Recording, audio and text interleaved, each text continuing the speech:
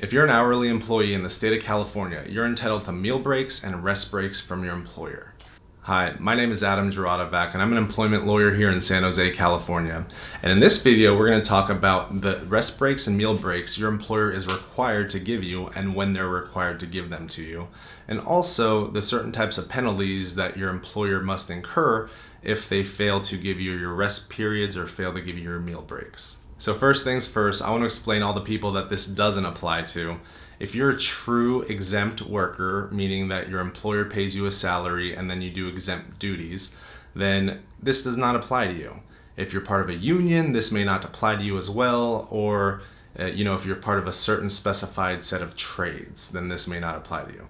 But for majority of Californians who earn hourly rates of pay, this video is just for you. So I'm going to keep this really short and sweet.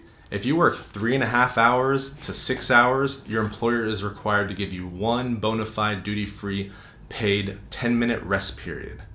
You got that right. They need to give you one 10-minute break if you work between 3.5 and 6 hours. Now, a lot of shifts are 8 hours. So if you work between 6 hours and 10 hours, your employer is required to give you 2 paid 10-minute rest breaks, or your employer needs to give you 2 10-minute breaks if you work between 6 and 10 hours in a day.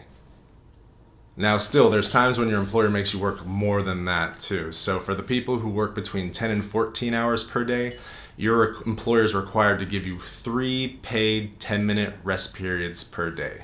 Let me repeat that again. If you work between 10 and 14 hours, your employer is required to give you 3 paid 10-minute rest periods per day.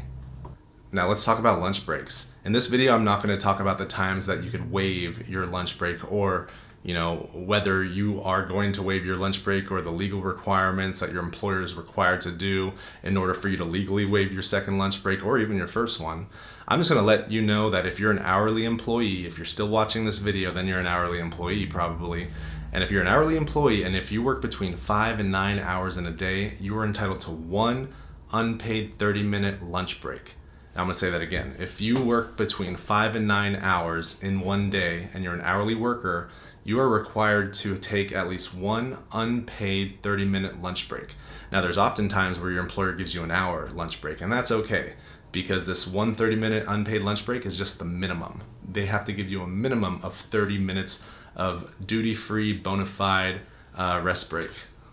Now for all my peoples who are working 10 plus hours in a day, if you work between 10 and 14 hours, your employer is required to give you 2 bona fide duty-free unpaid lunch breaks.